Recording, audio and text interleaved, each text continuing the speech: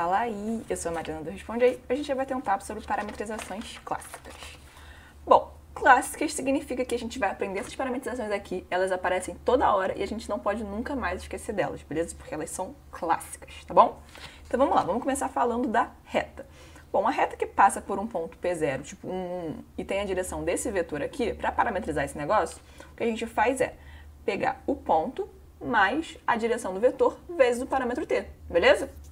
Então, de modo geral, uma reta que passa por um ponto P0 e tem a direção de um vetor v, vai ter essa parametrização aqui. O intervalo de parametrização vai ser sempre o t pertencente aos reais, podendo valer qualquer coisa porque é uma reta, tá bom? Beleza, agora vamos falar do segmento de reta. O que é um segmento de reta? Ele é o pedaço da reta que está limitado entre dois pontos. Então, vamos tentar parametrizar o segmento daquela reta que a gente acabou de parametrizar, mas que começa aqui no ponto inicial 0, 1, 2 e termina lá no ponto final 2, 3, 4. Beleza? Como é que a gente faz isso? Bom, como ele é um pedaço da reta, ele vai ter a mesma parametrização da reta, que então é essa daqui que a gente já parametrizou. E aí o que eu fiz aqui foi só juntar as componentes. Eu peguei 1 mais 1 vezes t, 1 mais 2 vezes t, 1 mais 3 vezes t e juntei aqui as componentes. Só que quando a gente parametrizou a reta, a gente viu que o parâmetro podia ser qualquer valor, porque era uma reta. E agora a gente quer parametrizar um segmento que é um pedaço da reta limitado entre dois pontos. Então, isso significa que o nosso parâmetro t, ele também vai ter que estar limitado entre dois valores. E para limitar o intervalo do parâmetro t, o que a gente precisa fazer é igualar a parametrização da nossa reta ao ponto inicial, e aí a gente acha um instante inicial do nosso parâmetro, e igualar a parametrização da reta ao ponto final, e a gente acha um instante final do nosso parâmetro, beleza? Então vamos fazer isso. Para achar o TI, né, que é o instante inicial do parâmetro, a gente igualou a parametrização ao ponto inicial, resolvendo esse sistema a gente encontra que o TI vale menos 1. Mesma coisa, fazendo a mesma coisa para o ponto final, a gente encontra que o TF vale 1.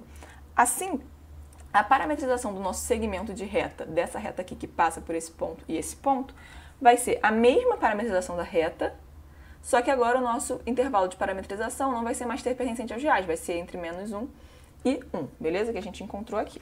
Show? Show! Vamos agora para a parametrização da circunferência. Imagina que a gente queira parametrizar essa circunferência aqui, que é uma circunferência que tem centro em 1 e 2, e ela tem raio 2, beleza? Como é que a gente faz para isso? A gente pode pegar e dividir os dois lados da nossa circunferência por 2 ao quadrado, e a gente vai chegar nessa expressão aqui.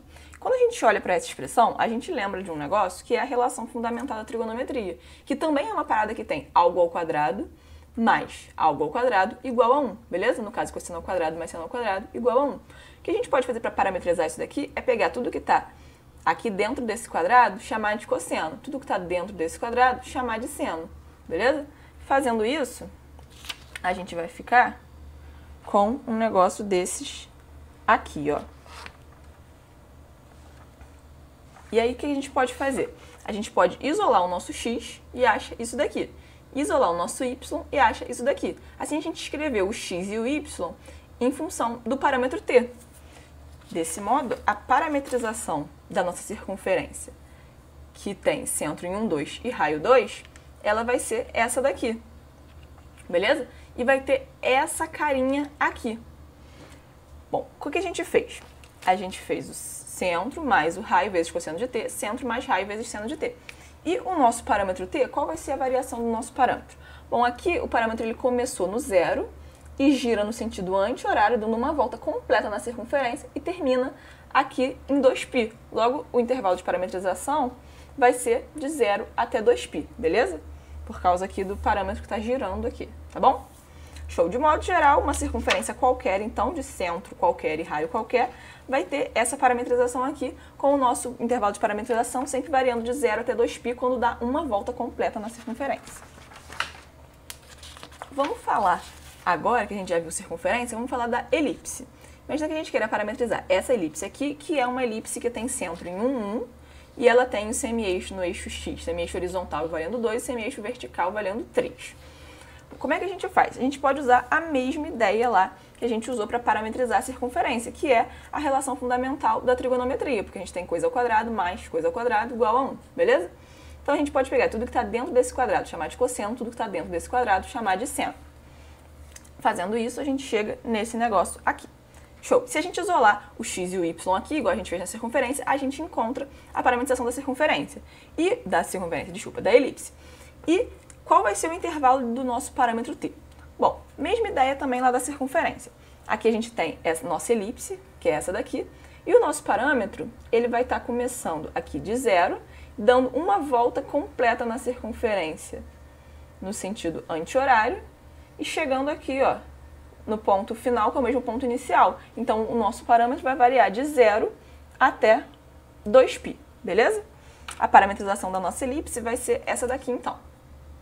Se uma elipse que tem centro em 1, 1, 1 e os semi-eixos do horizontal valendo 2 e o vertical valendo 3 tem essa parametrização, uma elipse qualquer, ela vai ter essa parametrização aqui, tá bom? Com um parâmetro também de 0 a 2π, sempre que der uma volta completa na elipse.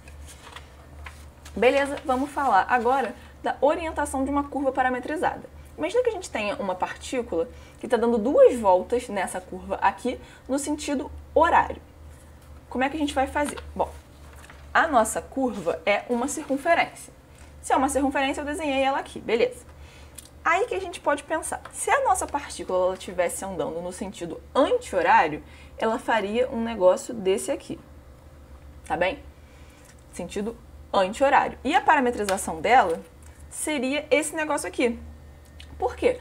Que é a parametrização que a gente viu para a circunferência lá atrás. Porque quando a gente viu essa parametrização, a gente viu a partir dessa circunferência aqui. E a gente falou que o nosso parâmetro estava girando no sentido anti-horário, beleza? Então, se a nossa partícula estivesse girando aqui no sentido anti-horário, a parametrização seria exatamente essa que a gente já viu. Só que como ela está girando aqui no sentido horário, ela está fazendo isso, beleza? E aí o que acontece? Repara o seguinte, o nosso x, ele está aqui, ele está exatamente fazendo a mesma coisa que ele fazia quando a gente estava no sentido anti-horário, que é ele está caminhando aqui para o sentido negativo do x, tanto no sentido anti-horário quanto no sentido horário, beleza? Então a parametrização do nosso x de t não muda, ela continua exatamente isso daqui, beleza? E ela vai ficar assim, ó, vamos fazer. Parametrização do x de t vai ser igual a x0, que é 1, mais o raio, que é 3, cosseno de t. Beleza. Agora vamos pensar na parametrização do y de t. O y ele fica uma parada diferente, porque aqui no sentido anti-horário ele está caminhando para cima, no sentido positivo do eixo y. Aqui no sentido horário ele está caminhando para baixo, no sentido negativo do eixo y. Então a parametrização do y ela não vai ser mais essa daqui. Ela vai ser diferente. E a diferença vai ser que, em vez desse sinal de mais aqui antes do seno, a gente vai ter um sinal de menos, beleza? Então, a parametrização do y de t vai ficar y0, que é 2. E, em vez de ser mais, a gente vai botar menos o raio seno de t, beleza? E qual vai ser o intervalo da nossa parametrização, do nosso parâmetro? Bom, aqui ele diz que a nossa curva ela dá 2 voltas no sentido horário. Se ela dá 2 voltas, o nosso parâmetro ele vai de 0 até 2 vezes 2π. Então, até 4π, beleza? Porque deu 2 voltas. Show! Vamos falar agora da parametrização de funções explícitas, que são aquelas em que a gente pode isolar uma variável e escrever ela em função da outra variável. Por exemplo, vamos tentar parametrizar essa parábola aqui. Bom, eu disse que a gente pode isolar uma variável e escrever em função da outra. Vamos começar isolando, então, a variável x e escrevendo ela em função de y. Só que o que a gente quer é escrever o x e o y em função de t. Então, para isso, para parametrizar, a gente pega essa variável que ficou aqui do lado direito e chama de t. Daí é só a gente substituir. Onde tem a y aqui, a gente coloca t e a gente vai achar que a parametrização do x em função de t vale isso e a parametrização do y em função de t é exatamente isso daqui, beleza? E o intervalo de parametrização vai ser o t pertencente aos reais. Tá bom? Show! Vamos fechar agora falando da parametrização da hipérbole. Imagina que a gente tenha essa hipérbole, que tem centro em 1, 2, semi-eixo horizontal, semi-eixo aqui no x valendo 2 e semi-eixo no y valendo 3. Bom, para parametrizar isso aqui, a gente vai usar a relação fundamental da trigonometria também, só que agora envolvendo o cosseno hiperbólico e o seno hiperbólico. Porque se você reparar, aqui a gente tem um sinal de menos. E essa relação aqui a gente tem um sinal de menos. Lá na relação fundamental da trigonometria a gente tinha um sinal de mais. Como aqui a gente tem menos, a gente importa muito pra gente agora quem é que vai ficar com cosseno hiperbólico e quem é que vai ficar com seno hiperbólico. E o macete pra gente saber isso é quem está antes do sinal de menos vai ficar sempre com cosseno hiperbólico. Quem está depois do sinal de menos vai ficar sempre com seno hiperbólico. Então vamos pegar o que está aqui e chamar de cosseno hiperbólico e o que está aqui e chamar de seno hiperbólico. Fazendo isso, a gente chega nisso daqui.